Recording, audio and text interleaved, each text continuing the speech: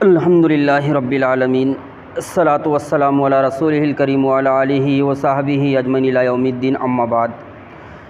محترم بزرگ اور نوجوان ساتھیوں، قرآن اور احادیث اور اسلامی تاریخ میں بے شمار واقعات بیان کیے گئے ہیں۔ ہمارا جو پیر کا درس چلتا ہے، انشاءاللہ ہم ہر پیر کو ایک یا دو واقعے سننے کی کوشش کریں گے۔ سب سے پہلے یہ جانتے ہیں کہ واقعہ جو ہوتا ہے اس کو عربی میں قصہ کہا جاتا ہے، اور قصے کی جمع قصص آتی ہے۔ قصے اور واقعے کو خبر بھی کہا جاتا ہے، اور اس بات کو یاد رکھیں اچھے طریقے سے، اگر ہم قرآن مجید پڑھیں گے اور قرآن مجید کے 3 حصے کریں گے تو 1/3 قرآن کا حصہ واقعات پر مشتمل ہے۔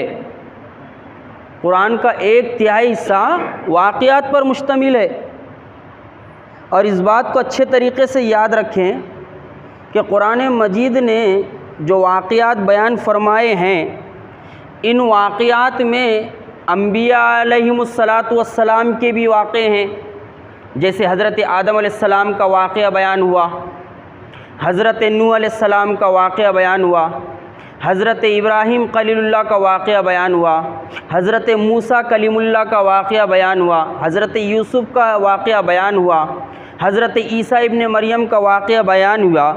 تو 1/3 حصے میں سب سے پہلے جو واقعات بیان فرمائے ہیں قرآن مجید نے، وہ انبیاء علیہم السلام کے واقعات بیان فرمائے ہیں۔ پھر قرآن مجید کے اس 1/3 حصے میں نیکوکار لوگوں کے واقعات بھی اللہ نے بیان فرمائے ہیں، جیسے حضرت لقمان علیہ السلام، حضرت خضر علیہ السلام، حضرت عزیر علیہ السلام۔ اس کے ساتھ ساتھ اگر آپ غور کریں گے 1/3 حصے پر قرآن مجید کے، تو کچھ خواتین کے بھی واقعات اللہ تعالیٰ نے بیان فرمائے ہیں۔ ذرا غور کیجئے، خواتین کے بھی واقعات اللہ تعالیٰ نے بیان فرمائے ہیں، جیسے حضرت حوا علیہ السلام، حضرت آسیہ کا واقعہ بیان کر اللہ تعالیٰ نے، اور اس کے ساتھ ساتھ حضرت مریم علیہ السلام کا واقعہ بیان کیا۔ یہ چند عورتوں کے واقعات بیان فرمائے، اور اس کے ساتھ ساتھ اللہ رب العالمین نے کچھ قوموں کے واقعات بھی اپنی آخری کتاب میں بیان فرمائے، جیسے قوم سمود کا واقعہ، قوم عاد کا واقعہ، قوم تبع کا واقعہ، حضرت صالح علیہ السلام کی قوم کا واقعہ، یہ قوموں کے واقعات بیان فرمائے۔ اس کے ساتھ ساتھ اللہ تعالیٰ نے واقعات میں اور قصوں میں ظالم اور جابر لوگوں اور گنہگار بندوں کے واقعات بھی بیان فرمائے ہیں، جیسے فرعون کا واقعہ جس نے کہا تھا انا ربکم الاعلی، میں سب سے اعلیٰ رب ہوں، قارون کا واقعہ، نمرود کا واقعہ، حامان کا واقعہ، اور آپ صلی اللہ علیہ وسلم کے سگے چچا ابو لہب کا واقعہ جو ایک سورت کے ذریعے سے اللہ تعالیٰ نے بیان فرمایا ہے۔ اس کے ساتھ ساتھ اللہ رب العالمین نے کچھ جانوروں کے واقعات بھی بیان فرمائے ہیں، جیسے بقرہ، گائے کا واقعہ، اصحاب الفیل، ہاتھی والوں کا واقعہ، پھر بعد میں کہف والے، اصحاب کہف کے کتے کا واقعہ، اور اس کے ساتھ ساتھ حضرت اسماعیل علیہ السلام کے مینڈے کا واقعہ بھی اللہ تعالیٰ نے بیان فرمایا ہے۔ حضرت سلیمان علیہ السلام کے حدود کا واقعہ بھی بیان فرمایا ہے۔ یہ کچھ جانوروں کے بھی واقعات اللہ تعالیٰ نے بیان فرمائے ہیں۔ اس بات کو ہم اچھے طریقے سے یاد رکھیں، یہ 1/3 قرآن میں اللہ رب العالمین نے واقعات بیان فرمائے ہیں۔ اب سوال یہ پیدا ہوتا ہے کہ اللہ رب العالمین نے اپنی آخری کتاب میں، احادیث میں اور اسلامی تاریخ میں جو واقعات بیان کیے گئے ہیں دلائل کے ساتھ، ان واقعات کے بیان کرنے کا مقصد کیا ہے؟ کہ انسان مزہ لینے کے لیے واقعات سنے، یا انسان ایک کان سے واقعے کو سنے اور دوسرے کان سے انسان واقعے کو چھوڑ دے؟ جی نہیں۔ قرآن مجید میں، احادیث میں، اسلامی تاریخ میں جو واقعات بیان کیے گئے ہیں، ان واقعات کے بیان کرنے کا مقصد ہے، اور وہ مقصد کیا ہے؟ سب سے پہلا مقصد یہ ہے کہ لوگ ان واقعات کو جان کر اپنے حالات کو تبدیل کرے، اپنے آپ کو بدلے۔ اگر وہ گنہگار ہیں تو نیکوکار کے واقعات کو سن کر اپنے آپ کو نیکوکار لوگوں میں شامل کرنے کی کوشش کرے، کیونکہ اللہ تعالیٰ نے یہ بات اپنی آخری کتاب میں بیان فرمائی ہے۔ ذرا غور کیجئے اس آیت کے اوپر جو میں ابھی پڑھنے والا ہوں آپ کے سامنے۔ اللہ تعالیٰ نے کیا ارشاد فرمایا؟ ان اللہ لا یغیر ما بقوم حتی یغیر ما بانفسہم۔ اللہ رب العالمین نے یہ بات ارشاد فرمائی، اللہ تعالیٰ کسی قوم کی حالت کو نہیں بدلتا یہاں تک کہ خود اپنے آپ کو وہ قوم بدلتی نہیں۔ واقعات کے بیان کرنے کا پہلا اور اولین مقصد یہ ہے کہ ہم اپنے آپ کو تبدیل کریں۔ یہ جو واقعات بیان کیے گئے ہیں انبیاء علیہ السلام کے، جابر اور ظالم لوگوں کے، نیکوکار لوگوں کے، خواتین کے، جانور کے جو واقعات اللہ تعالیٰ نے بیان فرمائے ہیں، ان واقعات کو بیان کرنے کا اولین مقصد یہی ہے کہ میں اور آپ اپنے آپ کو تبدیل کرنے کی کوشش کریں، اور اللہ تعالیٰ نے حکم بھی یہی دیا ہے۔ ابھی میں نے جو آیت پڑھی ہے، اگر میں اور آپ اپنے آپ کو تبدیل نہیں کریں گے، اللہ کو کیا پڑی ہے کہ مجھے اور آپ کو سیدھا راستہ بتائے؟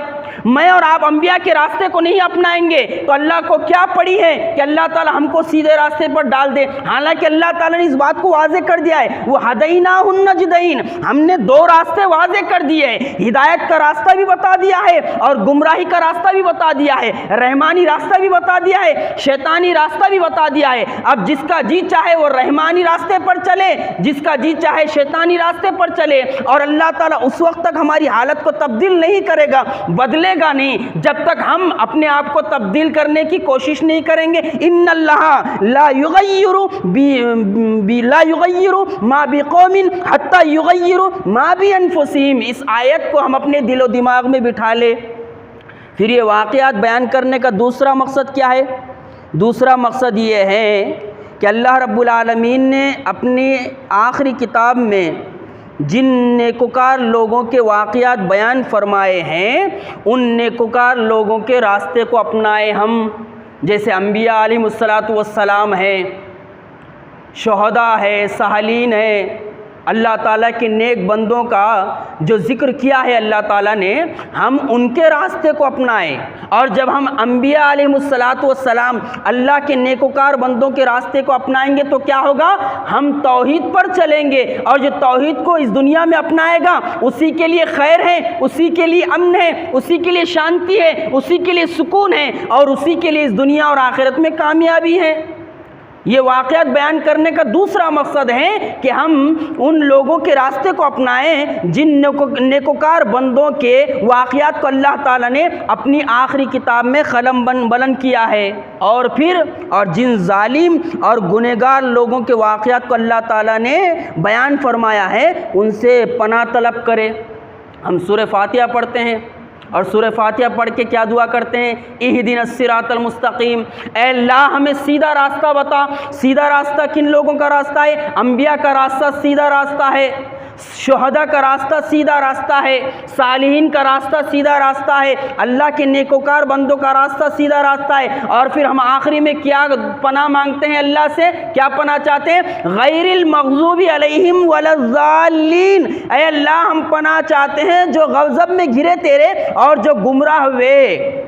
دوسرا مقصد واقعات کے بیان کرنے کا کیا ہے کہ اللہ تعالیٰ نے جن ظالموں کے واقعات کو بیان فرمایا ہے، جیسے فرعون کے واقعے کو بیان فرمایا ہے، نمرود کے واقعے کو بیان فرمایا ہے، حامان، شداد، قارون اور ابو لہب کے واقعات کو بیان فرمایا ہے، ان لوگوں سے ہم اللہ کی پناہ میں آ جائیں اور ان لوگوں کے راستے سے اپنے آپ کو بچانے کی کوشش کریں۔ ان لوگوں نے اللہ کی بغاوت کا جو راستہ اختیار کیا ہے، شرک کا جو راستہ اختیار کیا ہے، اللہ کی نافرمانی کا جو راستہ اختیار کیا ہے، ہم اللہ تعالیٰ سے گڑ گڑا کے دعا کرتے رہیں، اہدنا الصراط المستقیم، اللہ ہمیں ایسے ظالم، جابر، سفاک اور تیرے نافرمان بندوں کے راستے پر چلنے کی توفیق نہ دے، بلکہ ہم کو ان نیکوکار بندوں کے راستے پر چلنے کی توفیق دے جس سے تو خوش ہوا ہے اور جن کو تو نے دنیا اور آخرت میں کامیابی دینے کا وعدہ کیا ہے۔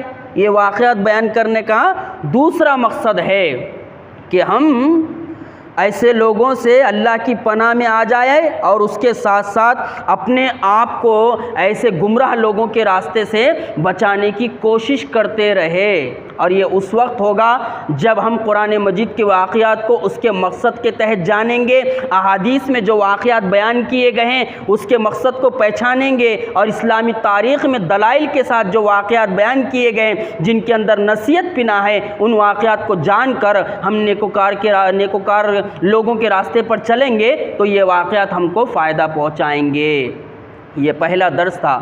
تمہیدی طور پر میں نے واقعات کے تعلق سے چند باتیں آپ کے سامنے رکھ دی ہے۔ انشاءاللہ آئندہ پیر ہم واقعات کا آغاز کریں گے، ایک ایک موقع محل کے حساب سے 10 12 منٹ 15 منٹ میں جتنے واقعات ہو سکے، ایک واقعہ 2 واقعہ ہم سننے کی کوشش کریں گے۔ انشاءاللہ آپ کے سامنے عبرتناک واقعہ آئیں گے، بہترین واقعات آئیں گے، نصیحت لیے ہوئے واقعات آئیں گے جس کے اندر نصیحت چھپی ہوئی ہوگی، اس لیے کوشش کرے ہر پیر کو آنے کی اور ان واقعات کو سننے کی۔ اللہ رب العالمین سے دعا ہے کہ اللہ تعالی ہمیں ان واقعات کے مقصد کو سمجھنے کی توفیق عطا فرمائے جو واقعات اللہ نے اپنی آخری کتاب میں بیان فرمائی ہے، احادیث میں واقعات بیان کیے گئے ہیں، اسلامی تاریخ میں واقعات بیان کیے گئے ہیں، اور اللہ تعالیٰ ان واقعات سے نصیحت حاصل کر کے اپنے آپ کو نیکوکاروں کے راستے کو اپنانے کی توفیق عطا فرمائے۔ وما علینا الا البلاغ، والسلام علیکم ورحمۃ اللہ وبرکاتہ۔